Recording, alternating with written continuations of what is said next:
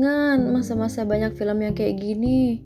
Ini film ceklit atau film remaja yang gemesin. Selain film-filmnya yang bagus, zaman itu juga banyak musik yang masih bagus dan enak didengerin sampai sekarang.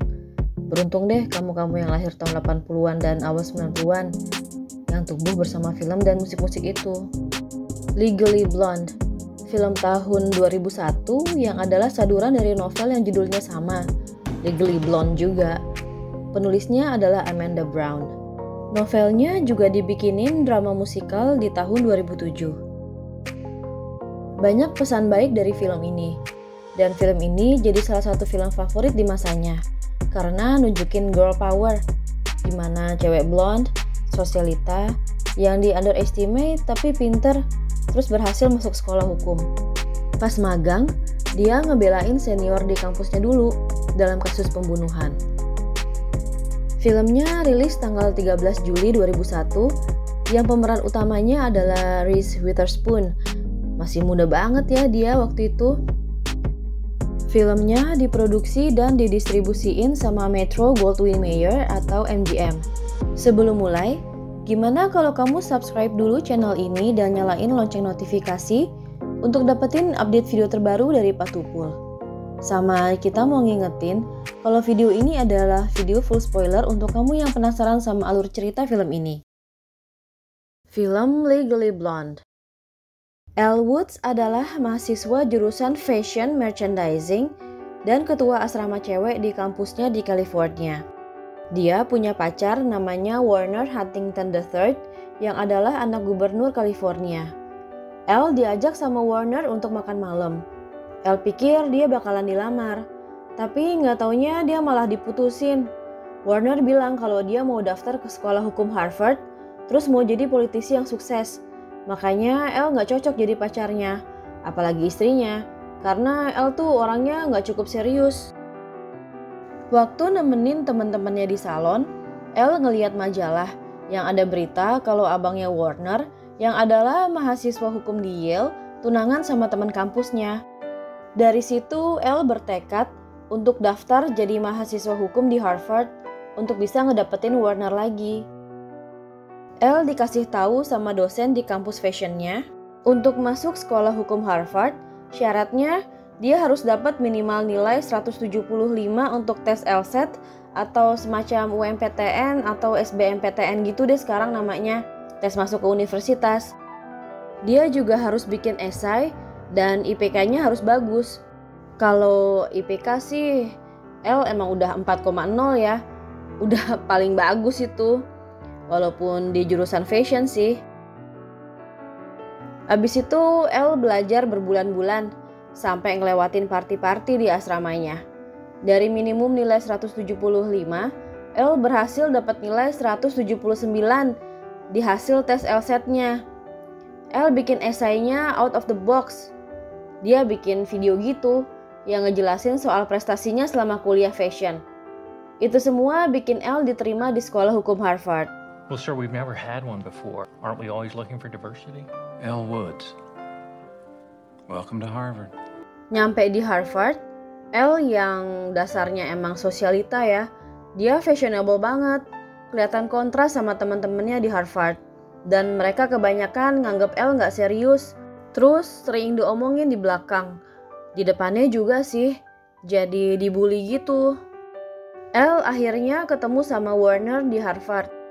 Warner kayak nggak percaya kalau Elle masuk sekolah hukum Harvard. You got into Harvard Law? What, like it's hard? Terus di kelas pertamanya yang diajarin sama Profesor Stormwell, Elle nggak siap sama kuliahnya dan nggak bisa jawab pertanyaan dari dosennya itu. Habis itu dia diusir dari kelas. Di taman, dia ketemu sama Emmett Richmond yang ngasih tips buat ngadepin dosen-dosen di Harvard.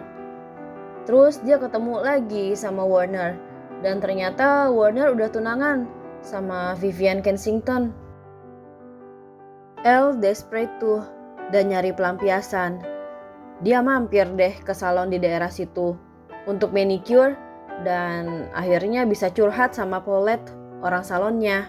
Paulette ternyata suka nih sama petugas pos yang nganterin paket ke salon. Elle tahu soal itu.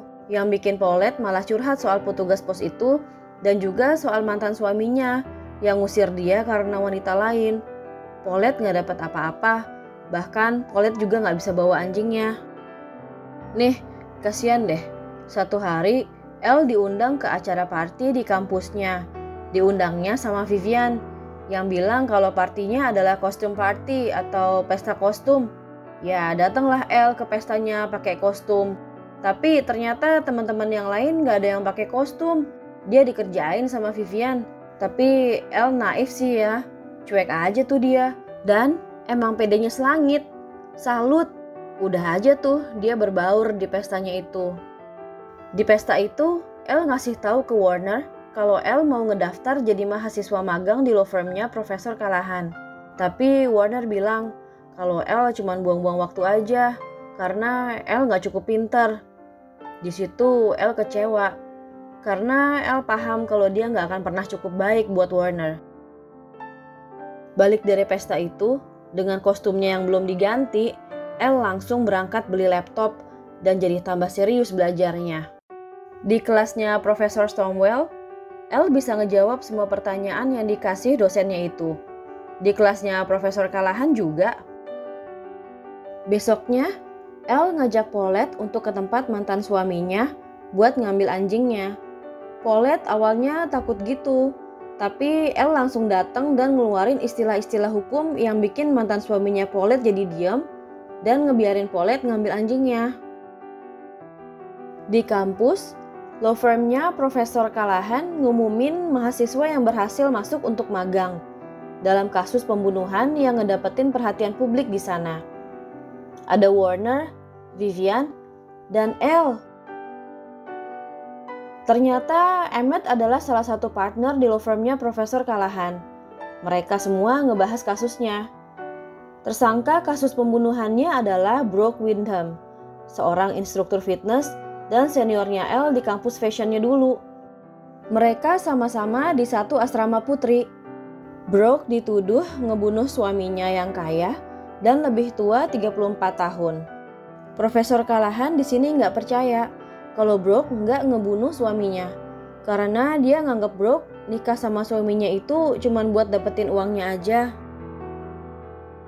Brooke nggak mau ngasih alibi kemana dia waktu kejadian pembunuhan itu. Karena ngakunya kan dia nggak ada di tempat kejadian waktu suaminya dibunuh. Tapi Brooke mau juga ngasih tahu alibinya pas Elle datang jenguk Brooke di tahanan. Brooke ngaku ke Elle kalau waktu kejadian pembunuhan suaminya, dia lagi sedot lemak.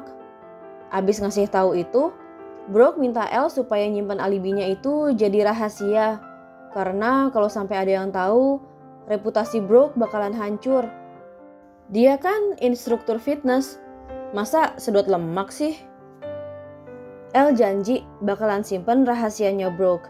Emang sih disimpan sampai akhir film, gak ada yang tahu lagi selain Elle. Profesor Callahan dapat info kalau Elle jengukin Brooke. Dan Elle ngejelasin kalau dia kesana buat nyari tahu soal alibinya Brooke. Tapi Elle gak mau ngasih tahu apa alibinya itu. Walaupun Profesor Callahan sampai marah-marah. Karena itu kan alibinya Brooke, bukan alibinya Elle. Jadi kalau Profesor Callahan atau yang lainnya mau tahu, ya mereka harus taunya dari Brooke.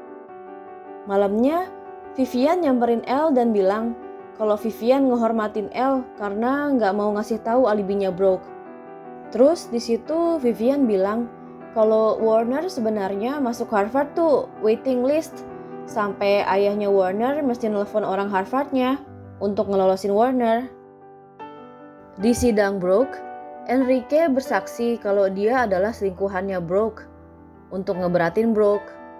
Pas istirahat, Elle mau ngambil air minum, tapi dia diserobot sama Enrique.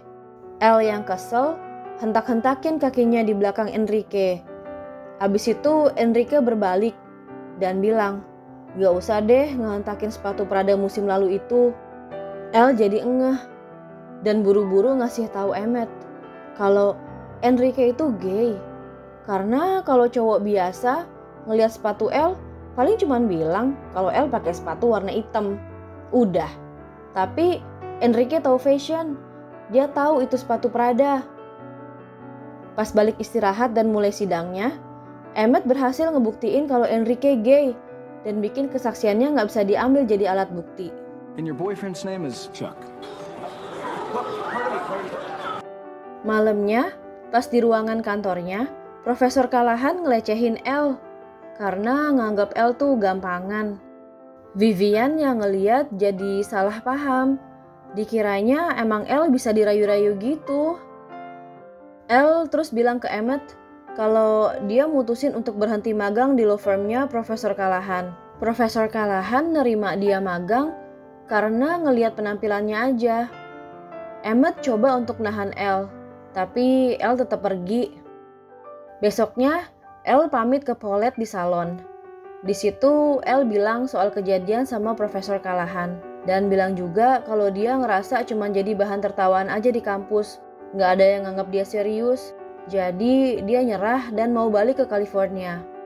Tapi di salon itu ternyata ada Profesor Stormwell yang ngedengerin Elle dan bilang ke Elle kalau jangan sampai gara-gara satu orang, kehidupan Elle jadi hancur. Emmett ngasih tahu Brooke kalau Elle ngundurin diri dari kasusnya karena Profesor Callahan ngelecehin Elle. Di situ Vivian baru tahu soal itu dan ngerasa bersalah banget sama Elle. Di sidang, Brooke langsung mencat Profesor Callahan dan ngejadiin Elle sebagai lawyernya, didampingin sama Emmett. Karena Elle masih mahasiswa kan. Berdasarkan keputusan Mahkamah Agung Massachusetts, mahasiswa hukum dapat mewakili klien di bawah pengawasan lawyer berlisensi. Anak tirinya Brooke, Chutney, jadi saksi. Elle berhasil ngebongkar kebohongan Chutney. Chutney bersaksi kalau dia ada di rumah selama pembunuhan ayahnya, tapi nggak ngedenger suara tembakan karena dia lagi mandi. Keramas. Tapi paginya rambutnya Chutney abis dikeriting. Elle bilang kalau abis dikeriting terus belum 24 jam langsung keramas, bakalan hilang keritingnya. Lah ini di sidang kok keritingnya masih utuh, nggak hilang? Berarti Chutney ngebohong dong. Akhirnya Chutney ngaku nggak sengaja dia nyebut kalau sebenarnya dia mau nembak Brooke, tapi malah nembak ayahnya. Ya udah, Chutney langsung ditahan dan Brooke dinyatakan bebas. Langsung heboh tuh abis sidang. Wartawan ada di mana-mana. Warner langsung ngedeketin Elle dan minta balikan. Jelas-jelas lah Elle nggak mau. Elle bilang kalau dia mau jadi partner di law firm pas umurnya 30, dia nggak butuh cowok yang bodoh. Terus Elle jalan deh ninggalin Warner. Pas hari kelulusan, Elle jadi pembicara untuk angkatannya. Film diakhiri dengan catatan. Vivian ninggalin Warner. Dia dan Elle jadi sahabat. Warner lulus tanpa penghargaan, nggak punya pacar dan nggak ada tawaran kerjaan. Paulette nikah sama petugas pos dan lagi hamil anak pertamanya yang bakalan dikasih nama Elle. Emmett keluar dari law firmnya Profesor Callahan dan ngediriin law firmnya sendiri. Dia jadian sama Elle selama 2 tahun terakhir dan bakalan ngelamar Elle nanti malam. Filmnya bagus dan ada pesan baik yang bisa kita ambil dari film ini. Jangan gampang menilai orang dari penampilannya, karena orang pintar itu banyak macamnya. Kita juga dikasih tahu kalau apapun yang jadi keinginan kita, kalau kita sungguh-sungguh berusaha, maka keinginan itu bisa jadi kesampaian. Nggak ada yang nggak mungkin. Penting juga nih, kita jadi orang yang bisa dipercaya. Dan persahabatan lebih penting dari sebuah kemenangan. Terus jangan sampai deh kita ngabisin waktu cuman karena urusan pacaran. Apalagi ngejar seseorang yang jelas-jelas udah nggak mau sama kita. Dan terakhir yang nggak kalah penting, kita harus percaya sama diri kita sendiri kalau kita bisa melakukan apapun yang jadi mimpi kita. Filmnya dapat rating 6,3 dari IMDb. Kalau menurut Patupul, lebih cocok ratingnya 8. Abis Patupul suka sih. Filmnya emang film buat anak ABG ya di zamannya. Dengan ide cerita yang menarik, ambience, pemilihan set dan busananya, pemerannya, musik latarnya, catchy banget. Kak Tupul udah nonton berkali-kali, nggak bosen, beneran. Tapi lebih enak nonton film fullnya sih, karena ada detail film yang nggak cukup dimasukin ke video ini. Udah dulu ya video kali ini. Kalau kamu yang suka sama videonya, boleh kasih like-nya. Jangan lupa subscribe dan nyalain lonceng notifikasi untuk dapetin update video terbaru dari Pak Tupul. Sampai ketemu lagi di video selanjutnya. Dadah!